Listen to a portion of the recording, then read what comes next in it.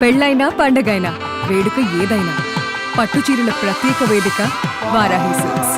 సాంప్రదాయానికి సౌందర్యానికి వారధి. ఆంధ్రప్రదేశ్ ప్రభుత్వం రాష్ట్రంలో మౌలిక వసతుల కల్పన పైన చకచకా నిర్ణయాలు తీసుకుంటుంది. ప్రధానంగా మెట్రో సిటీస్, అటు విజయవాడ ఇటు వైజాగ్, ఈ రెండింటికి సంబంధించి మెట్రో రైలు ఏర్పాటుకు సంబంధించినటువంటి అంశం పైన డీటెయిల్డ్ ప్రాజెక్ట్ రిపోర్ట్ కొత్తగా ఈ గత 4-5 సంవత్సరాలు జరిగినటువంటి మార్పులకి చేర్పులకి అనుగుణంగా రూపొందించినటువంటి డిపిఆర్ని ఏపీ సర్కార్ ఆమోదించింది. ముఖ్యంగా క్యాబినెట్ ఆమోదించింది. ఇమీడియట్గా దీనికి సంబంధించినటువంటి జీవోస్ కూడా రిలీజ్ అయిపోయినాయి.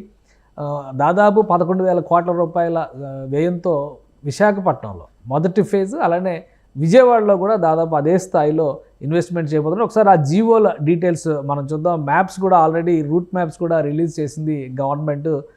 జీవో పరంగా చూస్తే ఇది విశాఖపట్నం మెట్రో రైలుకి సంబంధించినటువంటి జీవో. ఈ జీవోలో చాలా క్లియర్గా మెన్షన్ చేశారు. విశాఖపట్నం ఫేజ్ 1 మెట్రో రైలు ప్రాజెక్ట్ ఇది. ఫేజ్ 1 మెట్రో రైలు ప్రాజెక్టుకు సంబంధించినటువంటి ప్రపోజల్ని, డీటెయిల్ ప్రాజెక్ట్ రిపోర్ట్ని సబ్మిట్ చేశారు సెంట్రల్ గవర్నమెంట్కి.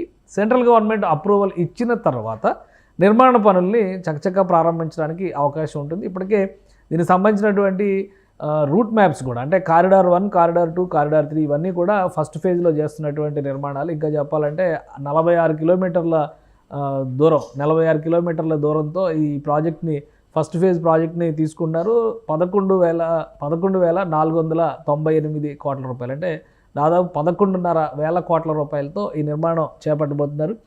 కారిడార్ల పరంగా చూస్తే ఒకసారి మనం మ్యాప్ని చూద్దాం. మ్యాప్లో కారిడార్ల పరంగా చూస్తే కనుక విశాఖపట్నానికి సంబంధించి ఓల్డ్ మ్యాప్, అంటే ఓల్డ్ ఎయిర్పోర్ట్ దగ్గర నుంచి కూడా మొత్తం ఏరియా మొత్తానికి ఇది కవర్ చేసేలాగా, సిటీ మొత్తాన్ని కవర్ చేసే విధంగా దీన్ని రూపొందించారు. ఈ మ్యాప్ని ఒకసారి గాజువాక దగ్గర మొదలు పెడితే, ఈ ఏరియా గాజువాక దగ్గర మొదలు పెడితే మొత్తం రూట్ మ్యాప్ ఇది.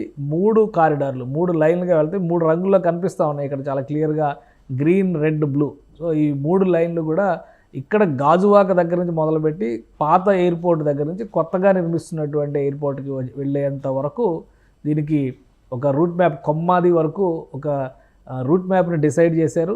భోగాపురం ఎయిర్పోర్ట్కి కనెక్ట్ అయ్యే విధంగా ఈ రూట్ని సెకండ్ ఫేజ్లో మళ్ళీ టేకప్ చేస్తారు. ఫస్ట్ ఫేజ్లో అయితే జరిగేది ఇది. ఇక బీచ్ సైడ్ కూడా చిన్న వాల్తేరు, ఇటు ఓల్డ్ పోస్ట్ ఆఫీస్ వైపు కనెక్ట్ అయ్యే విధంగా మరొక 2 రూట్ మ్యాప్స్ సిటీలో నుంచి ప్లాన్ చేశారు. సో మొత్తం మీద 46 కిలోమీటర్ల డిస్టెన్స్లో రూపొందేటువంటి రైలు మార్గం ఇది, మెట్రో రైలు మార్గం ఇది. దీనికి డిపిఆర్ని క్లియర్ చేసినటువంటి నేపథ్యంలో క్లియరెన్స్ రాగానే కేంద్ర ప్రభుత్వం ఈ ప్రాజెక్టుకి ఆమోదం తెలిపిన వెంటనే ఫండింగ్ కూడా పూర్తి స్థాయిలో కేంద్ర ప్రభుత్వం ఇస్తాననేటువంటి ఒక హామీ ఇచ్చింది. కాబట్టి దీనిపైన ఎన్నో ఆశలు పెట్టుకున్నది స్టేట్ గవర్నమెంట్. ఇమ్మీడియట్గా ఈ ప్రాజెక్ట్ని టేకప్ చేస్తే మౌలిక వనరుల కల్పన విషయంలో విశాఖలో పెద్ద బూస్ట్ కింద మనం చెప్పాల్సి ఉంటుంది. ఇక అటు విజయవాడలో తీసుకొస్తున్నటువంటి ప్రపోజల్ని చూస్తే కనుక విజయవాడలో కూడా ఫస్ట్ ఫేజ్ డిపిఆర్కి సంబంధించి, ఎందుకంటే అమరావతికి కనెక్ట్ చేయడం అనేది సెకండ్ ఫేజ్కి పెండింగ్లో పెట్టారు. ఫస్ట్ ఫేజ్ ముందుగా విజయవాడ నుంచి, విజయవాడలో ఉన్నటువంటి రూట్స్ని డిసైడ్ చేసేటువంటిది ఫస్ట్ ఫేజ్. దానికి సంబంధించిన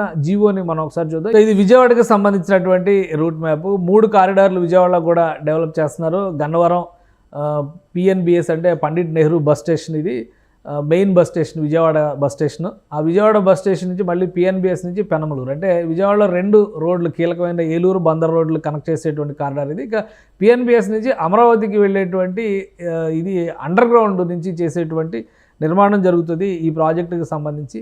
దాదాపు 38 కిలోమీటర్ల పైగా వస్తుంది డిస్టెన్స్ పరంగా చూస్తే. కాస్ట్ వైజ్గా చూస్తే ఇది కూడా 11,000 కోట్ల రూపాయలు. అలానే ల్యాండ్ ఎక్విజిషన్ కాస్టు మరొక 1,152 కోట్ల రూపాయలు అవుతుంది. ఫేజ్ 2కి 27 కిలోమీటర్లు ప్లాన్ పెండింగ్లో ఉంది. అయితే ఫస్ట్ ఫేజ్కి మాత్రమే ఇప్పుడు ఇచ్చినటువంటి రూట్ మ్యాప్లో ఒక క్లారిటీ ఇచ్చారు.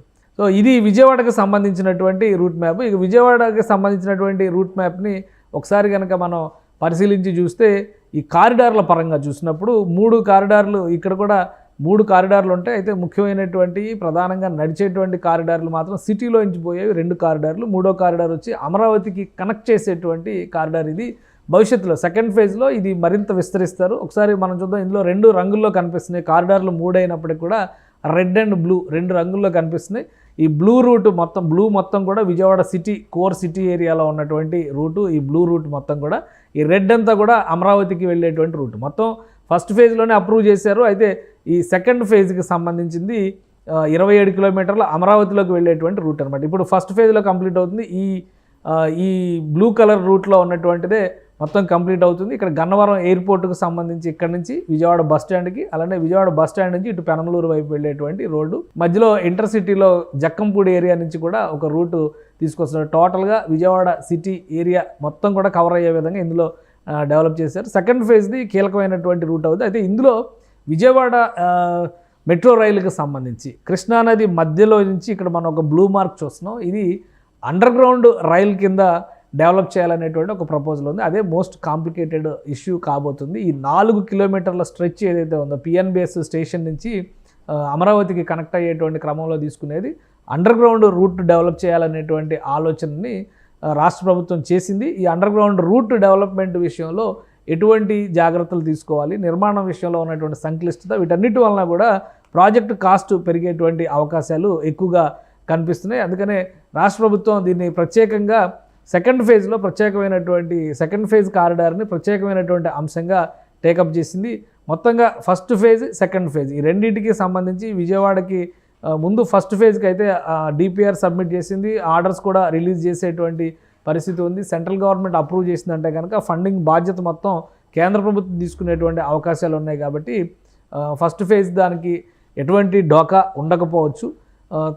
సెకండ్ ఫేజ్లో చేపట్టబోయేటువంటి థర్డ్ కారిడార్ మాత్రం విజయవాడలో కొంత కాంప్లికేటెడ్ కారిడార్ కాబట్టి దానికి ఏ విధంగా అంటే అమరావతి డెవలప్మెంట్ రూపురేఖలను బట్టి ఒక 2-3 ఏళ్ల తర్వాత మళ్ళీ దాన్ని పరిశీలించే అవకాశం ఉంటుంది. ఎందుకంటే ఒక 3 ఏళ్ళు రాష్ట్ర ప్రభుత్వం టార్గెట్ పెట్టుకుంది అమరావతిలో ఒక రూపురేఖలు తీసుకొచ్చేటువంటి దానికి సంబంధించి. అయితే విజయవాడ సిటీలో మాత్రం ఇమీడియట్గా ఈ ఫస్ట్ ఫేజ్ క్లియరెన్స్ రాగానే, ఆమోదం రాగానే కేంద్ర ప్రభుత్వం నుంచి నిర్మాణ పనులు మొదలుపెట్టింది.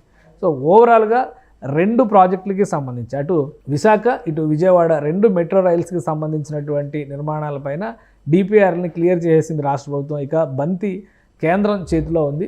కేంద్రం ఇన్ఫ్రాస్ట్రక్చర్ విషయంలో, మౌలిక వసతుల కల్పన విషయంలో శరవేగంగా నిర్ణయాలు తీసుకుంటున్నటువంటి తరుణంలో ఇప్పటికే ఓవరాల్ కమిట్మెంట్ రాష్ట్ర ప్రభుత్వానికి మెట్రో ప్రాజెక్టులకు సంబంధించి కేంద్ర ప్రభుత్వం ఇచ్చింది కాబట్టి ఇమీడియట్గా డిపిఆర్లు సబ్మిట్ చేశారు. ఇక కేంద్రం ఆమోద ముద్ర పడిన వెంటనే నిధుల విడుదలను బట్టి పనులు ప్రారంభించడానికి రాష్ట్ర ప్రభుత్వం దీనికోసం మెట్రో రైల్ కార్పొరేషన్ అంటే ఏపీ మెట్రో రైల్ కార్పొరేషన్ ప్రత్యేకంగా పనిచేస్తుంది. ఆ బాధ్యతల్ని ఏపీ మెట్రో రైల్ కార్పొరేషన్కి అప్పగించారు. కేంద్రం క్లియరెన్స్ ఇచ్చిన వెంటనే పనులు ప్రారంభించడానికి కావాల్సినటువంటి ప్రణాళికల్ని మెట్రో రైల్ కార్పొరేషన్ ఇప్పటికే సిద్ధం చేసుకున్నట్టుగా సమాచారం ఉంది. సుమన్ టీవీలో మీ పర్సనల్ అండ్ బిజినెస్ ప్రమోషన్స్ కోసం కింది నెంబర్కి కాంటాక్ట్ చేయండి.